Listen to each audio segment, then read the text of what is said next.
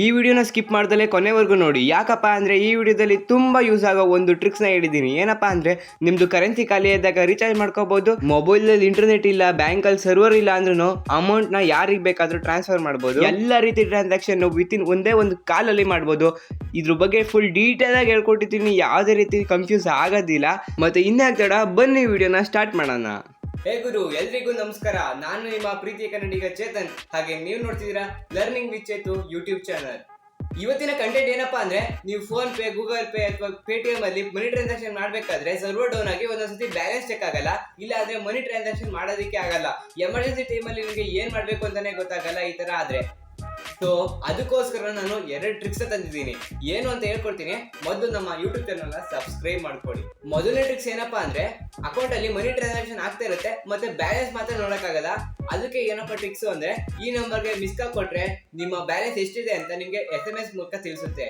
ಇದು SBI number. Detail ಆಗಿ ಎಲ್ಲ ನಂಬರ್ಗಳು ಬೇಕು ಅಂದ್ರೆ ಈ ಒಂದು ಲಿಸ್ಟ್ ಅಲ್ಲಿ ನಿಮ್ಮ ಬ್ಯಾಂಕ್ ಅಕೌಂಟ್ ಯಾವ್ದು ಅಂತ ಚೆಕ್ ಮಾಡ್ಕೊಳ್ಳಿ. ಅದಕ್ಕೆ ಮಿಸ್ ಕಾಲ್ ಕೊಟ್ರೆ ನಿಮ್ಗೆ ಬ್ಯಾಲೆನ್ಸ್ ಎಷ್ಟಿದೆ ಅಂತ ಅದು SMS ಅಲ್ಲಿ ತಿಳಿಸುತ್ತೆ.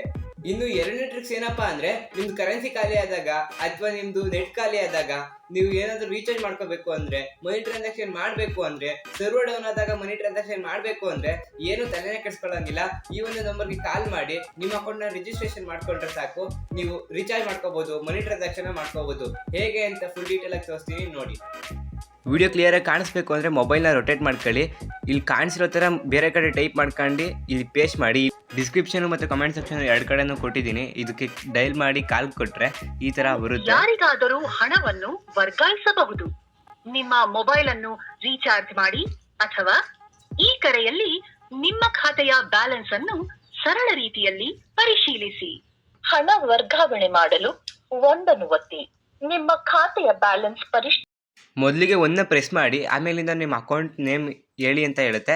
ಅಲ್ಲಿ ಸೌಂಡ್ ಬರುತ್ತಲ್ಲ, ಅದಾದ್ಮೇಲೆ ನಿಮ್ಮ ಅಕೌಂಟ್ ನೇಮ್ನ ಹೇಳಿದ್ರೆ ಅದು ಅಕೌಂಟ್ ಸೆಲೆಕ್ಟ್ ಮಾಡ್ಕೊಳ್ಳುತ್ತೆ. ಶಬ್ದದ ನಂತರ ದಯವಿಟ್ಟು ನಿಮ್ಮ ಬ್ಯಾಂಕ್ ಹೆಸರನ್ನು ತಿಳಿಸಿ. ಯಾವುದು ಬ್ಯಾಂಕು? SBI. ಈ ಥರ ಬ್ಯಾಂಕ್ ನೇಮ್ನ ಹೇಳಿದ್ರೆ ಅದೇ ಸೆಲೆಕ್ಟ್ ಮಾಡಿ ಬ್ಯಾಂಕ್ ಡೀಟೇಲ್ಸ್ನೆಲ್ಲ ಹೇಳುತ್ತೆ. ನೀವು ಹೇಳಿದ್ದು ಸ್ಟೇಟ್ ಬ್ಯಾಂಕ್ ಆಫ್ ಇಂಡಿಯಾ. ದೃಢೀಕರಿಸಲು 1 ಒತ್ತಿರಿ.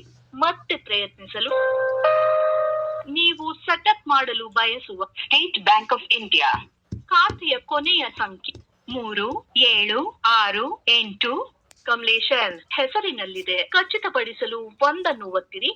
ಇನ್ನೊಂದು ಬ್ಯಾಂಕ್ ಅನ್ನು ಆಯ್ಕೆ. ನಾನು ನಿಮ್ಮ UPI ಖಾತೆಯನ್ನು ಕಾನ್ಫಿಗರ್ ಮಾಡುವಾಗ ದಯವಿಟ್ಟು ನಿರೀಕ್ಷಿಸಿ. ಅದ್ಭುತವಾಗಿದೆ, ನಿಮ್ಮ UPI ಖಾತೆಯನ್ನು ರಚಿಸಲಾಗಿದೆ. ಗುರು ನೋಡಿದ್ರಲ್ಲ, ವಿತಿನ್ 1 and 2 ಮಿನಿಟ್ಸಲ್ಲಿ ನಿಮ್ಮದು ಅಕೌಂಟ್ ಲಾಗಿನ್ ಆಗುತ್ತೆ. ಈ ಥರ ನೀವು ಮುಂಚೆನೇ ಮಾಡ್ಕೊಂಡಿದ್ರೆ ನೀವು ಆರಾಮಾಗಿ ಸರ್ವರ್ ಇಲ್ಲದೇ ಇರೋ ಟೈಮಲ್ಲಿ ಅಮೌಂಟ್ನ ಪೇ ಮಾಡ್ಬೋದು. ಸರ್ವರ್ ಇಲ್ಲದೇ ಇರೋ ಟೈಮಲ್ಲೂ ಕೂಡ ಲಾಗಿನ್ ಮಾಡ್ಕೋಬೋದು, ಏನೂ ಪ್ರಾಬ್ಲಮ್ ಇಲ್ಲ. ನೆಕ್ಸ್ಟ್ ಇದರಿಂದ ಅಮೌಂಟ್ ಟ್ರಾನ್ಸಾಕ್ಷನ್ ಮಾಡೋದು ಹೇಗಪ್ಪ ಅಂದರೆ, ಏನೂ ಇಲ್ಲ, ಸಿಂಪಲ್ಲು. ಇದರಲ್ಲಿ ಅಮೌಂಟ್ ಟ್ರಾನ್ಸಾಕ್ಷನ್ ಮಾಡೋದಕ್ಕೆ 1 ಕ್ಲಿಕ್ ಮಾಡಿ, ರೀಚಾರ್ಜ್ ಮಾಡ್ಕೊಳ್ಳೋದಕ್ಕೆ 2 ಕ್ಲಿಕ್ ಮಾಡಿ ಅಂತೆಲ್ಲ ಏನೇನೋ ಹೇಳ್ಕೊಂಡು ಹೋಗುತ್ತೆ. ನೀವು ಫಸ್ಟ್ನ 1 ಕ್ಲಿಕ್ ಮಾಡಿ, ಅದಾದಮೇಲೆ ಮೊಬೈಲ್ ನಂಬರ್ ಮುಖಾಂತರ ಅಮೌಂಟ್ ಟ್ರಾನ್ಸಾಕ್ಷನ್ ಮಾಡೋದಕ್ಕೆ 1 ಕ್ಲಿಕ್ ಮಾಡಿ ಅಂತ ಹೇಳುತ್ತೆ. 1 ಕ್ಲಿಕ್ ಮಾಡಿ ಮತ್ತು ನಂಬರ್ನ ಎಂಟರ್ ಮಾಡಿ. ನೆಕ್ಸ್ಟು ಅಮೌಂಟ್ ಎಷ್ಟು ಅಂತ ಕೇಳುತ್ತೆ. ಅಮೌಂಟ್ ಎಷ್ಟು ಅಂತ ಎಂಟರ್ ಮಾಡಿ. ನೆಕ್ಸ್ಟು ಅದೆಲ್ಲ ಏನೇನೋ ಅಕೌಂಟ್ ಡೀಟೇಲ್ಸ್ನ ಹೇಳಿ ಕಾಲ್ ಕಟ್ಟಾಗುತ್ತೆ. ನೆಕ್ಸ್ಟು ಅದೇ ರಿಟರ್ನ್ ಕಾಲ್ ಮಾಡಿ ನಿಮ್ಮ UPI ಪಿನ್ ಕೇಳುತ್ತೆ 6 ಡಿಜಿಟ್ದು. ಅದನ್ನು ಎಂಟರ್ ಮಾಡಿದ್ರೆ ನಿಮ್ಮ ಅಮೌಂಟು ವಿತಿನ್ ಸೆಕೆಂಡಲ್ಲಿ ಟ್ರಾನ್ಸಾಕ್ಷನ್ ಆಗುತ್ತೆ. ನಾವು ಟ್ರಾನ್ಸಾಕ್ಷನ್ ಮಾಡಿರೋದನ್ನ ಡೀಟೇಲ್ಸ್ನ ಮುಂದೆಗಡೆ ತೋರಿಸ್ತೀವಿ ನೋಡಿ. ನಿಮ್ಮ ಖಾತೆಯ ಮೊಬೈಲ್ ಸಂಖ್ಯೆ ಬಳಸಿ ಹಣ ಕಳುಹಿಸಲು 1 ಒತ್ತಿ. ಅಕೌಂಟ್ ನಂಬರ್ ದಯವಿಟ್ಟು ಹಣವನ್ನು ಕಳುಹಿಸಲು ಬಯಸುವ ವ್ಯಕ್ತಿಯ 10 ಅಂಕಿಯ ಮೊಬೈಲ್ ಸಂಖ್ಯೆಯನ್ನು ನಮೂದಿಸಿ. ನೀವು ವರ್ಗಾಯಿಸಲು ಬಯಸುವ ಮೊತ್ತವನ್ನು ನಮೂದಿಸಿ.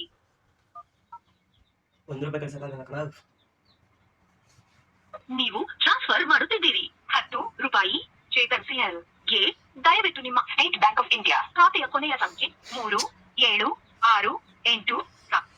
ನಿಮ್ಮ ವಹಿವಾಟನ್ನು ಮುಂದುವರಿಸಲು 1 ಒತ್ತಿ. ಮೇನ್ ಮೆನುಗೆ ಹೋಗಲು ಸರಿ. ನಿಮ್ಮ ವಿನಂತಿಯನ್ನು ಸ್ವೀಕರಿಸಲಾಗಿದೆ. ಸ್ವಲ್ಪ ಹೊತ್ತಿನಲ್ಲಿ ಮರಳಿ ಕರೆ ಮಾಡುತ್ತೇವೆ. ಹಾಗೆ ನಿಮ್ಮ ವಹಿವಾಟನ್ನು ಪೂರ್ಣಗೊಳಿಸಬಹುದು.